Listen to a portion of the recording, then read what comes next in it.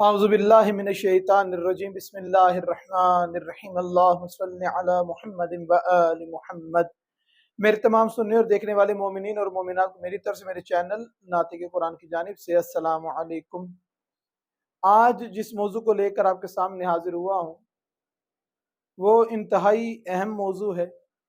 مکتب تشیع میں، فقہ جعفریہ میں اس کی اہمیت واجب کی ہے،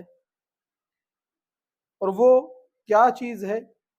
وہ چیز جس کو پروردگار نے مرد کے لیے حسن قرار دیا ہے، جس کو جناب سرور کائنات حضرت محمد مصطفیٰ صلی اللہ علیہ وسلم نے پسند فرمایا ہے۔ ہر معصوم امام جو ہے وہ مرد ہونے کے لحاظ سے اس کو اپنی زینت سمجھتا رہا ہے۔ کوئی نبی، کوئی ولی ایسا نہیں آیا کہ جس نے کبھی بھی اس کے بغیر زندگی گزاری ہو، جب پروردگار کے اذن سے پروردگار نے جس کو بھی یہ عطا کر دی۔ وہ کیا چیز ہے؟ وہ چیز ہمارے چہروں پر جتنے مؤمن مرد ہیں ان کے چہروں کی زینت ہے، جس کو جناب آدم علیہ السلام کی خوبصورتی میں جب اضافے کا ارادہ پروردگار نے کیا تو پروردگار نے حضرت آدم علیہ السلام کو عطا کی، اور وہ چیز ہے داڑھی۔ مکتب تشیع میں داڑھی کا رکھنا واجب ہے، اور اس کا صاف کروانا، اس کو منڈوانا حرام ہے، اور اس کو منڈوانے کی جو کمائی ہے، اس کو مطلب جس طریقے سے یہ جو دکانیں بنی ہوئی ہیں شیو کرنے کی، جو بھی یہ شیو کرتا ہے وہ حرام کمائی جو ہے وہ کماتا ہے، کیونکہ فعل حرام ہے، اس کے ذریعے جو کمائی حاصل کی جائے گی وہ بھی حرام ہی ہوگی، وہ جائز نہیں ہو سکتی۔ اب اکثر اوقات یہ لوگ نظر آتے ہیں کہتے ہوئے کہ ہم داڑھی نہیں منڈواتے کیونکہ ہم آنے ہی نہیں دیتے۔ اگر آپ آنے نہیں دیتے تو یہ کیا چیز ہے جس کے اوپر آپ ریزر چلواتے ہیں، بلیڈ چلواتے ہیں، ہر دوسرے تیسرے دن نائی کی دکان پر جا کر آپ اپنے منہ کی وہ فنیشنگ کروا رہے ہوتے ہیں؟ آخر کسی چیز کے آنے کا وجود کا خطرہ ہے، کسی وجود کے آثار موجود ہوتے ہیں تو آپ اس کو ختم کرواتے ہیں۔ تو بے شک بقول آپ کے کہ آپ آنے نہیں دیتے اور اس کو صاف کروا دیتے ہیں، وہ پھر بھی صاف کروانا بھی حرام ہے اور اس کی کمائی کمانا بھی جائز نہیں ہے۔ یہاں پر سوال کیے جاتے ہیں، بہت سے نوجوانوں کے ذہن میں یہ آتا ہے کہ کیا وجہ ہے کہ داڑھی کیوں رکھی جائے؟ اس سے پہلے میں جس طریقے سے عرض کر چکا ہوں کہ پروردگار نے کوئی نبی ایسا نہیں بھیجا جو بغیر داڑھی کے ہو، اور کسی نبی، کسی ولی، کسی معصوم امام کو زندگی میں ایک لمحہ بھی ایسا نہیں آیا کہ ایک مرتبہ زندگی میں انہوں نے داڑھی اپنی منڈوائی ہو یا بغیر داڑھی کے وقت گزارا ہو۔ یہ داڑھی کے ساتھ رہے ہیں۔ اس کو سیرت صالحین بھی کہا جاتا ہے کہ ہر صالح بندے کے چہرے پہ داڑھی ہوتی ہے۔ داڑھی کو اتنا متبرک سمجھا جاتا ہے کہ اکثر اپنے گھروں میں، دیہاتوں میں، ایسے علاقوں میں اگر کسی کی داڑھی پکڑ کر کوئی بندہ بات کرتا ہے، کوئی بات منوانا چاہتا ہے تو داڑھی کو ہاتھ لگا کے بات کرے تو سمجھا جاتا ہے کہ اس نے اس بندے کی بڑی عزت کی ہے، بڑی تعظیم کی ہے۔ داڑھی کو ایک معتبر مقام مکتب تشیع میں بلکہ اسلام میں دیا گیا ہے۔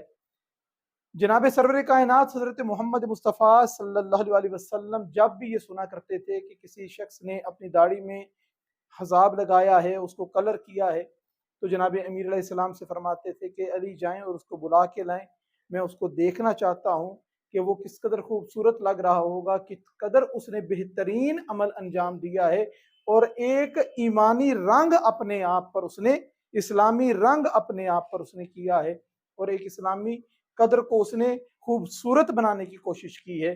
یعنی کہ جس چیز سے جناب سرور کائنات شاد ہوتے ہوں تو کیا ہر مومن کو چاہیے نہیں کہ اپنی سیرت کے ساتھ ساتھ اپنی صورت بھی ایسی بنائے جو جناب سرور کائنات کو شاد کرنے کا سبب بنتی ہو؟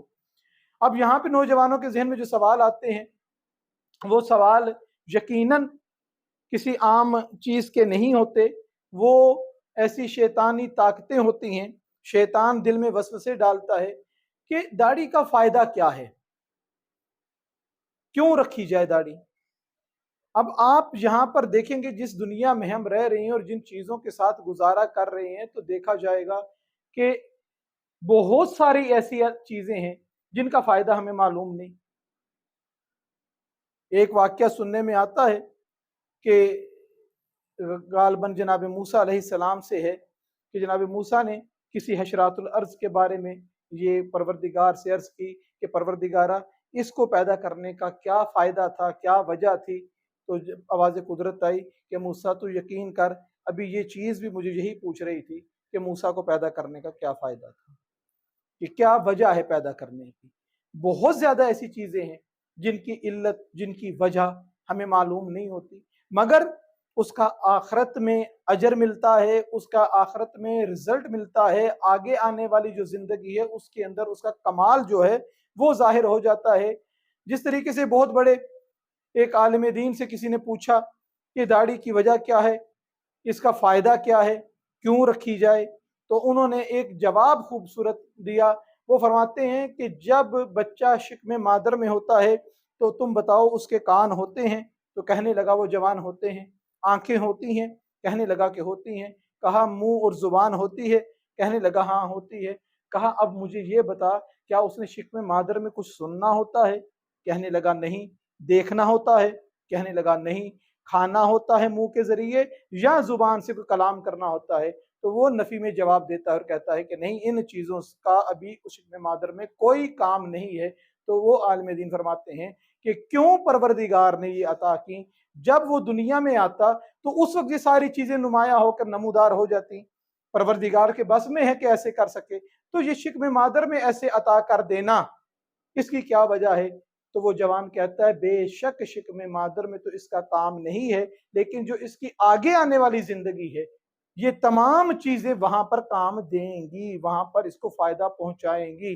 तो आलिम दीन फरमाते हैं कि दाढ़ी भी ऐसी ही है कि अगर तुझे दुनिया में इसका फायदा नजर नहीं आ रहा तो आखिरत में यकीनन परवरदिगार की तरफ से इसका कोई अजर और कोई इनाम। इसी तरीके से ये सवाल जो किया जाता है कि कुरान मजीद में दाढ़ी का जिक्र कहाँ है, कुरान में दाढ़ी रखने का हुक्म कहाँ है, या जो बुजुर्ग हैं वो दाढ़ी जो मंडवा देते हैं उनके बारे में क्या अहकामात हैं और क्या हुक्म अहकाम है। इन तमाम चीज़ों का जिक्र आइंदा आने वाली वीडियो में करेंगे कि कुरान में दाढ़ी किधर है, आया कि इस्लाम में दाढ़ी है या इस्लाम दाढ़ी में है, ये क्या माजरा है, इसको इंशाअल्लाह आइंदा आने वाली वीडियो में वाज़े करेंगे।